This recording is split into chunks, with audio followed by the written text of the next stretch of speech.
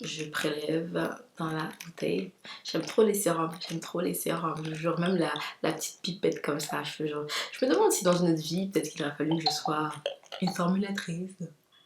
Là, bref, question existentielle. Donc, vous pouvez le voir au niveau de la texture, une texture assez fluide.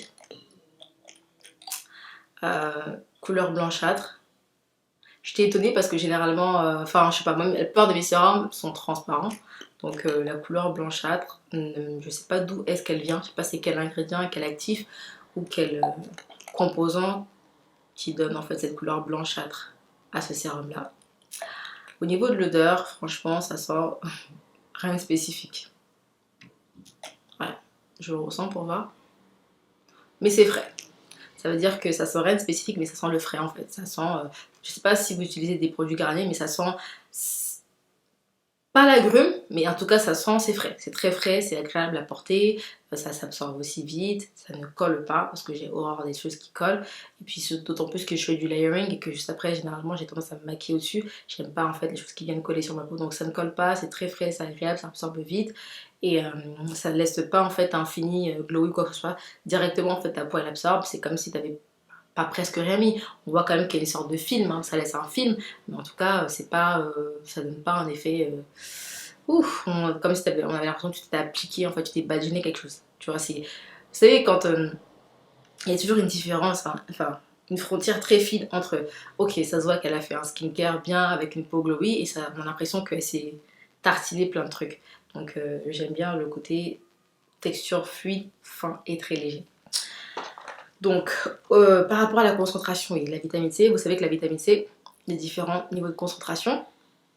J'ai fait une vidéo sur la vitamine C où j'ai fait un gros topo sur la vitamine C. Enfin, je vous invite à aller la regarder parce que c'était assez complet. La concentration, c'est 3,5%. Et ça peut être intéressant pour une personne, par exemple, qui veut introduire la vitamine C dans sa routine. Ça veut dire que c'est une personne qui ne sait pas par où commencer. Tu n'as jamais usé de vitamine C, tu sais même pas à quelle étape, dans quel ordre, tu sais pas comment, tu sais pas pourquoi, le matin, le soir, au-dessus d'une crème, après une crème, avant. Enfin, je pense que ça peut être une bonne première étape pour une personne qui commence et qui veut s'initier à la vitamine C. Parce que 3,5%, c'est pas très élevé. Généralement, pour avoir des bons effets dans une vitamine C, quand elle est pure, c'est entre 10 à 20%. L-ascorbic acide. Mais là, comme elle est combinée avec d'autres acides, c'est normal que tu peux pas avoir un niveau de degré parce que sinon, enfin, tu peux pas avoir un niveau très élevé parce qu'il y a une combinaison avec d'autres acides, tu vois. Sinon, ce serait un cocktail molotov, tu vois. Donc, c'est de la formulation, c'est de la chimie, donc il faut qu'il y ait même une sorte, il faut qu'il y ait un équilibre et une bonne alchimie entre les différents ingrédients. Donc 3,5 pour une débutante, je pense que ça peut être bien. Et au début, je me suis dit, ah, mais 3,5 c'est pas beaucoup. Je me suis dit, ouais, ok, c'est moins cher, mais 3,5 c'est pas ouf, entre guillemets. Mais tu as de la salicylique acide et tu as de la niacinamide.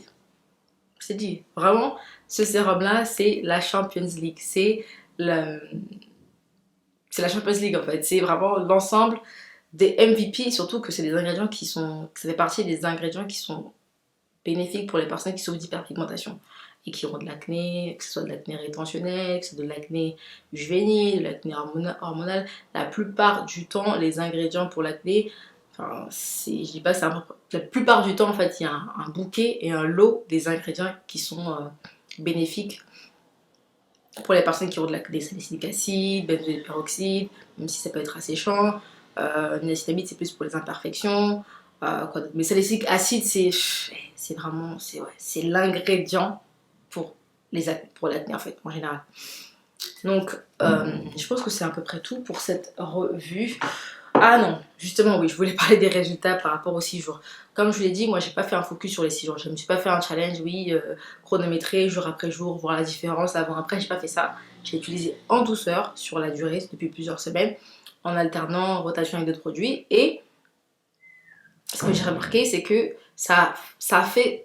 Je vous montre là un peu une vidéo comme ça. Cette vidéo-là, de base, je voulais la montrer enfin, c'était un b-roll que je voulais mettre dans une autre vidéo que j'ai faite quand j'ai parlé de l'épilation définitive pour vous montrer, parce que ma peau elle avait pelé à un moment donné, donc quand j'ai fait l'épilation définitive, donc je voulais vous montrer cette vidéo là, mais j'ai oublié quand j'ai fait le montage. Mais c'est pas grave parce que en même temps, c'est juste pour que vous vous rendiez compte un petit peu aussi de l'effet, de comment ce sérum là a pu m'aider à estomper on va dire, à flouter. Du coup, je sais pas si c'est suffisant, parce que flouter, je sais pas si c'est vraiment éliminé en fait. Mais j'ai l'impression que ça a matifié mes tâches. Je sais pas si vous voyez ce que ça veut dire. C'est-à-dire que j'ai l'impression que ça les a un peu gommées. Ça les a légèrement gommées. C'est comme quand, je sais pas moi, genre tu veux gommer quelque chose que tu as écrit sur ton cahier, mais on voit quand même un peu qu'il y avait déjà écrit. Je sais pas, tu vois ce que je veux dire. J'arrive pas à trouver une explication plus claire que celle-ci. Ça gomme, mais on voit quand même les traces, tu vois, parce que comme je l'ai dit, moi, mon hyperpigmentation est toujours présente. Ça n'a pas, en tout cas en 3 semaines, ça n'a pas, en tout cas encore, déjà si en 3 semaines ça l'a pas fait, clairement en 6 jours ça l'a pas fait. Maintenant, je continue à l'utiliser, peut-être qu'au bout de 1 mois, 2 mois, ça va encore plus gommer, plus flouter, etc. Mais en tout cas, je dirais que c'est un bon sérum si tu recherches un effet matifiant. Voilà, si tu veux matifier ta peau, c'est un bon sérum. Voilà, donc c'est la fin de cette vidéo. Je te fais plein de bisous, je te retrouve à la prochaine. Je t'invite à t'abonner, je t'invite à liker, je t'invite à me dire en commentaire en fait, est-ce que c'est un sérum que tu as déjà découvert? Est-ce que tu as l'expérience avec ce sérum là? Qu'est-ce que tu en as pensé? Est-ce que c'est un sérum que tu dois acheter, que tu dois tenter? Dis-moi en commentaire, c'est des recommandations de vidéos. Je te retrouve à la prochaine, je te fais plein de bisous, prends bien soin de toi, abonne-toi, donne-moi de la force en aimant cette vidéo là. Et n'hésite pas à me faire ton retour d'expérience en commentaire. Je te fais plein de bisous. Ciao, bye.